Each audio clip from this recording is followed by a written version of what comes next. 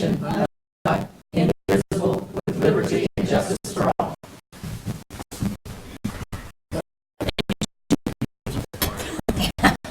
Okay. Carla, would you please call the roll? Here. Here. Here. Here. Here. Thank you. Next is the agenda approval. If there are any items on this evening's agenda that need to be removed from consideration, now would be time to do so. Hearing none, I will entertain a motion for approval of this evening's agenda as given. Madam Mayor, Yes. I move to approve the agenda as given. Okay, we have a motion and a second to approve this evening's agenda as given. All those in favor signify by saying aye. Aye. All those at the same time. All right, next we'll move into presentations, and we have one this evening. It's the fiscal year 15 audit acceptance. Thank you. You all should have a copy of the presentation. What this presentation is as auditor, we're required to make communications, and we did the majority of those during the Aztec conference. This is just some of the highlights from that presentation. So if you turn to the first page, our auditor's role, there was a lot of confusion exactly what does an auditor do. People think we're fraud auditors. You know, that's a component of what we do, but that's not the main purpose. So the standards that have required us to clearly communicate what our responsibilities are. And as you'll see in that first slide, what we do is we provide reasonable assurance, and our opinion is that your financial statements are all materially correct. That means there could be errors. All the million transactions that flow through the city, there probably are errors, but they're not going to be significant enough to alter the opinion of those reading your financial statements. So we go out to a bank, you're going to get a loan. There could be some numbers wrong or incorrect, but they're not going to be big enough to change their opinion of the financial status of the city. So that's what our responsibilities as your auditors. So the next page talks about really, there's two reports in your financial statements that are our reports as your auditors. The first one is our independent auditor's report, where we're giving unmodified opinion. That means a clean opinion, the type of opinion you want. That states that your financial statements are materially correct, they are proper in accordance with our standards, and that was the report that we issued this year. The other report that we have to do is what we call a yellow book report. The state auditor requires us to go in and look at internal controls differently than we have to do in a normal audit. Actually have to go in and test, pull samples, and do various things based upon the state audit rule that requires us to issue this yellow report. In this report, we're not giving any opinion. What we are referencing to is the additional type of testing that we're doing over internal controls, and then any findings if we have any. And we have one finding that we'll talk about here in a second. So again, there's no opinion that's issued in that particular report. During the conference, we talked about standard. Your financial statements have estimates embedded throughout them. This year there was a new standard that we had to implement that's a significant estimate for the city. This year we call your government financial statements. It's not your funds, but things pushed together. We now have a liability of $4.1 million that you've never had in the past. What this relates to is ASB 68 for your pension. So your contributions to PARA that you make, what happened is PARA was required to do a study. They hire somebody to come in and do an actual report, which has a lot of estimates in it. How long employees are going to work, how long a retiree is going to live, how many folks are going to actually make it to retirement and get the full pension from the city. What is the rate of return on the investments that PARA has? They took all this information, they took the entire pool for the state for PARA, and then they allocated it out based upon current employees and retirees to each city, county throughout the state. And so based upon that, we had to record as your auditors a $4.1 million liability on your balance sheet. So what does that mean to you as city commissioners?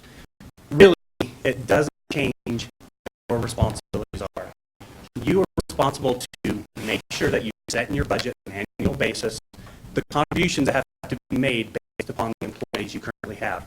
PARA sets the rate, you budget pay those contributions in, and that's really your responsibility. It's not as if the state of New Mexico is going to require the Aztec to write a $4.1 million check to cover this. What this is this is just a financial information to show your portion of what the underfunded amount for para is. Have been, charter school is a perfect example. There have been entities that have closed their books. They did not have to pay into para when that happened. What happened is the rest of the entities involved in that get a bigger allocation of the unfunded portion. And so that's what happens in situations like that. So there's never going to be a chance or a requirement where you guys are going to cut the back. Again, you're responsible for going through and budgeting funds and submitting those funds to para. The other thing with this is actually the state of New Mexico is being a little bit progressive. About 4 years ago, you'll recall when rates went up. And the last few years, all the benefits have gone down. Because the state did that, we're actually not as far off, not as bad a position as most states are. We're actually number 20 towards the better end compared to other states. I've heard recently that we have actually 85% of our liability is actually funded. And so it's not as bad off as a lot of other states. New Mexico being proactive has really caused this number to go down. What could happen to make this number to continue to go down is increase saving contributions in the future or decrease in benefits, making people a little bit longer, maybe more. That could potentially happen in the future. Get this number down. Again, this is just an informational number that, unfortunately, that have the responsibility of setting our standards think is important to put in your financial statements. But again, as a commission, you're responsible for establishing funds and then establishing the budget for those funds. And you're establishing in those funds, you're establishing para contributions, and that's what really your responsibilities are. So, Sure. just for clarification. So, these funds, and maybe it's not a question, just to say for clarification, the funds that we set aside either within our budget to cover those para contributions, that part's not something new. We have been doing that all along. Exactly. Okay. That has not changed. So really, from what the commission is responsible, your responsibilities have not changed. The way you function, the way you're going to fund para has not changed one bit. It's just the reporting. Just the reporting, and there's only one statement that actually affects. So if you have your financial statements, you have the majority of it is fund-based. We have the general fund, all your special revenue funds. This does not affect those fund statements. There's probably 3 or 4 pages at the very front where the standards require us to do what we call full accrual accounting. That's the only place that this goes into effect. Thank you. Does that make sense? Okay. Any further questions? It's a huge change this year. And I know when you think of $4.1 million check, there's no way. But that's not what is going to happen. You're sure? Yes. Under any circumstance. Unless the state shut down and we had to fund it. But I don't foresee that happening. All right. So it's the old worst case scenario. It's like pretty much no case scenario. All right. Good. It's just informational to kind of show what is the allocation of the unfunded. So bond rating agencies have known forever what the state of New Mexico unfunded portion is for both para and DRP. Now this just takes it to a little bit farther. They've allocated out what that portion is. The bonding companies was another concern that I had when we first started talking about it because we have this new huge liability. However, I've been told the bond rating companies have always taken this into effect. They've done their own allocation. Now, how accurate it was, who knows? But I've had a couple of clients, school district, that going through getting some new bonds, and with this implementation, it did not affect them. They actually, their bond company told them this was not affecting them at all in their bond rating companies. Again, I bet that's good news because they have taken it into consideration. The last thing we're going to talk about are findings. So this year, we as auditors are responsible for following up on the prior findings. We had 2 last year.